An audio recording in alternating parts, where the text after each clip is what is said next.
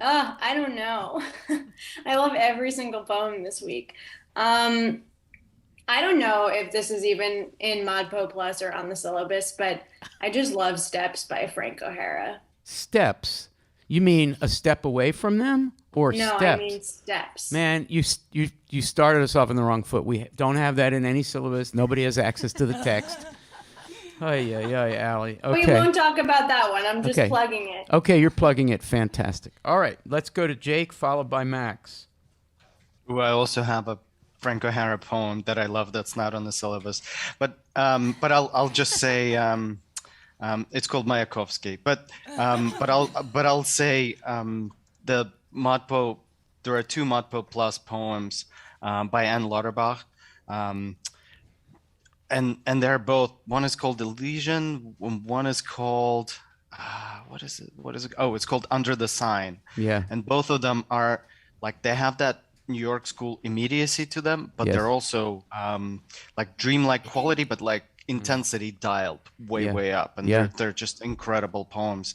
I would Wow. love to talk to them either now or I have office hour later today. So You're that would be plugging cool your too. office hour right at the beginning here. Okay, good.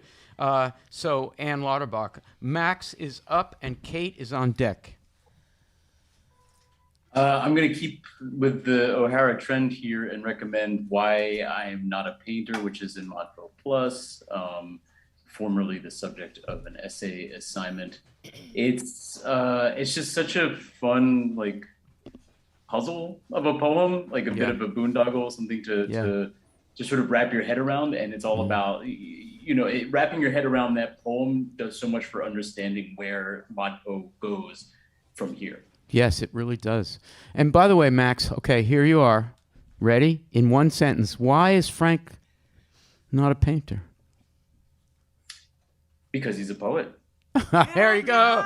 Yeah, okay, Max. That's what I get for asking you to do it in one sentence. Okay, Kate's up and Amber Rose is on deck. I am Some Trees Forever. Some trees. Gotta love that poem. I just love These are amazing, each touching a neighbor. he creates like a snow globe of everything in this world of pure relationality and so sparely. It's Whoa. remarkable. Wow, you should do a blurb for the next edition of Some Trees, which is, of course, his first book, Pure Relationality. We're all cribbing that for our next article and chapter. Sign me up. Pure Relationality, done. Footnote, Kate Colby, comma, webcast, comma, October, whatever it is, comma, ModPo, comma, never heard of it. All right. And Amber Rose is up with Irene on deck. I am amazed that we got this far without These are anyone amazing. already saying USA versus Cuba by Hanif Adurbkib. But yes, that is my pick. That is a very good pick. And the reason why, one, we had a fantastic discussion about it in my office hours yesterday, but also because there's just so much to use, shout out Kat, to use Kat's metaphor, so much vitality packed into this poem that's just stuck until it's not. Irene is up with Gabby on deck. Okay, so I'm going back to the main syllabus and I'm going for Aileen Miles' Mount St. Helens. I'm not Mount even St. sure. Helens. St. Mount Helens? St. Helens. Yes. Good choice. Joel Colton. Joel Colton. Yeah. I really liked, I don't know, yesterday we were talking about present and it's like, she makes you be so present in the poem in so many forms that I really enjoyed that one. So It's a miracle of an elegy because it managed. Elegies tend to focus on past tense. Oh, he's dead. This is Lycidas, right? Oh, he's dead. He did great things, and now there'll be some future. That's the traditional elegy. But Eileen manages to do the whole thing in the present tense, even though Joel died a while back. yeah.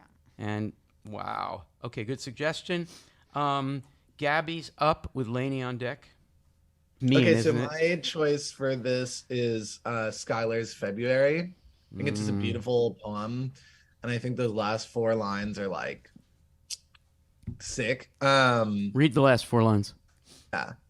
It's the yellow dust inside the tulips. It's the shape of a tulip.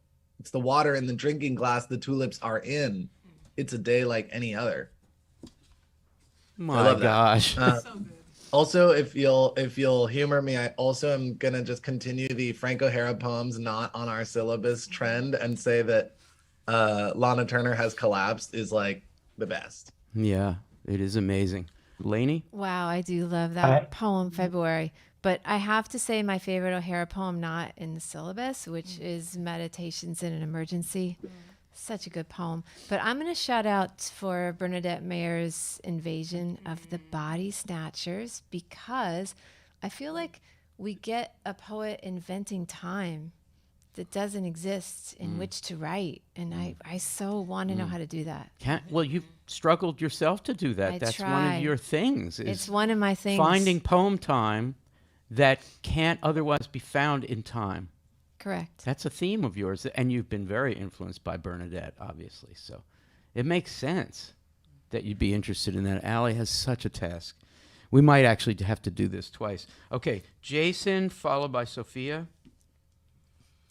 Yeah, hey, let's see. I mean, my favorite poem probably of all ever is Frank O'Hara's In Memory of My Feelings, which is too long a poem for us to think about today. Can you quickly say why? Why?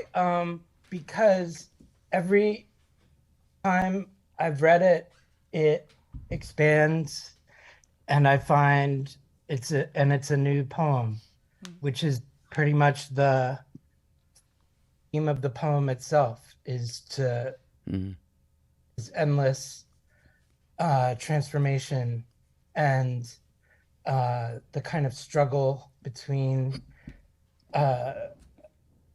stable self and what is in self without any sort of stability, self that's like a snake in the air. Thank you. I'm gonna second Irene's choice and say Mount St. Helens by Eileen Miles this week. I appreciate their bravery in taking on such an immense topic in this system of brevity that is this poem. And so there was a lot of brevity in what you said. Thank you. Dave Poplar. First, as an aside, my favorite poem that's not in the course for this week is by James Schuller, and it's called Poem The Day Gets Slowly Started. But for my poem that's actually in the course, just an old classic, the instruction manual. As a grad student, this really hits home personally.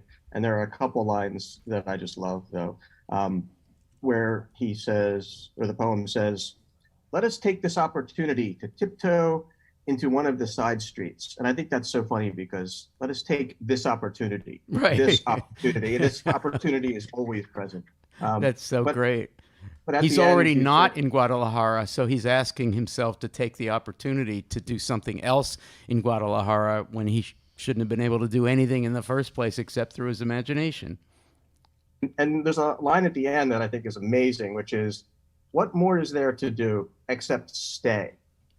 And that we cannot do.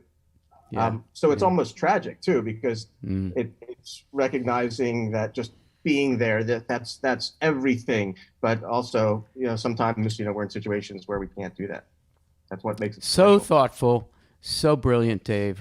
I really like the poem Writing by, I think, Eileen Miles. Yes.